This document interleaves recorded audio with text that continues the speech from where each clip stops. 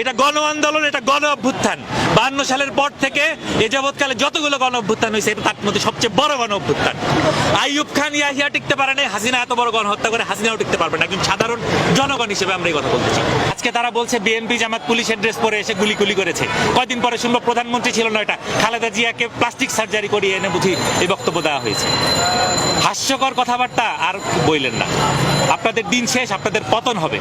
এই আন্দোলন সাধারণ মানুষের আন্দোলন ছিল, সাধারণ ছাত্রদের আন্দোলন ছিল। এখানে বিএনপিও ছিল না, জামাতও ছিল না, কারো কোনো বেইল নেই। এবং সামনে যদি এই আন্দোলনের পরে বিএনপি বা জামাত কেউ যদি ক্ষমতায় আসে তাদেরও একই দশা হবে। আমরা বাংলাদেশের জনগণ একটা বর্ণ কথাও আর বিশ্বাস করি না।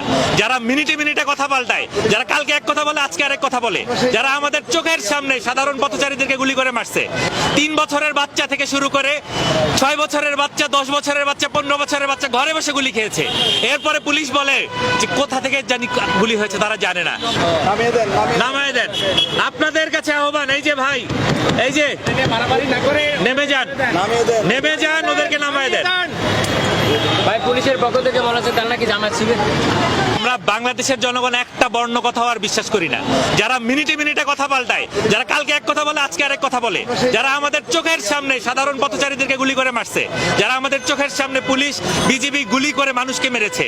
3 বছরের বাচ্চা থেকে শুরু করে 6 বছরের বাচ্চা, 10 বছরের বাচ্চা, 15 বছরের বাচ্চা ঘরে বসে গুলি খেয়েছে।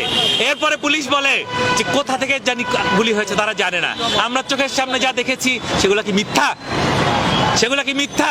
পুলিশ যাই বলুক আমরা একটা কথাও বিশ্বাস করি না। এই আন্দোলন সাধারণ মানুষের আন্দোলন ছিল, সাধারণ ছাত্রদের আন্দোলন ছিল। এখানে বিএনপিও ছিল না, জামাতও ছিল না, কারো কোনো বেইল নেই। এবং সামনে যদি এই আন্দোলনের পরে বিএনপি বা জামাত কেউ যদি ক্ষমতায় আসে তাদেরও একই দশা হবে। এটা গণ আন্দোলন, এটা গণ অভ্যুত্থান। 52 সালের পর থেকে এ যাবৎকালে যতগুলো গণ অভ্যুত্থান হয়েছে এটা তার মধ্যে সবচেয়ে বড় গণ অভ্যুত্থান। আইয়ুব খান ইয়াহিয়া টিকতে পারে নাই, হাসিনা এত বড় গণহত্যা করে হাসিনাও টিকতে পারবে না। একজন সাধারণ জনগণ হিসেবে আমরা এই কথা বলতে চাই। ভাইয়া ছেড়ে দেন, যদি ওনাদেরকে না ছাড়া ছেড়ে দেন। সেই ক্ষেত্রে আপনাদের আমরা সাধারণ জনগণ, আমরা জবাব চাইতে আসছি। দেখতেই পাইতেছেন আমরা নিরস্ত্রভাবে এখানে আসছি।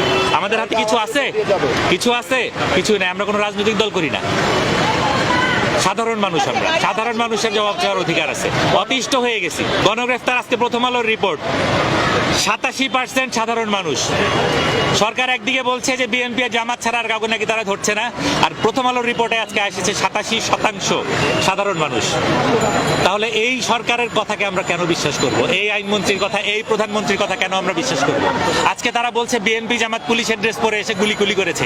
কয়দিন পরে শুনবো প্রধানমন্ত্রী ছিল না, এটা খালেদা জিয়াকে প্লাস্টিক সার্জারি করিয়ে এনে বুঝি এই বক্তব্য দেওয়া হয়েছে। হাস্যকর কথাবার্তা আর বইলেন না। আপনাদের দিন শেষ, আপনাদের পতন হবে। সত্য, বস্তুনিষ্ঠ ও নিরপেক্ষ দৈনিক জনবাণী।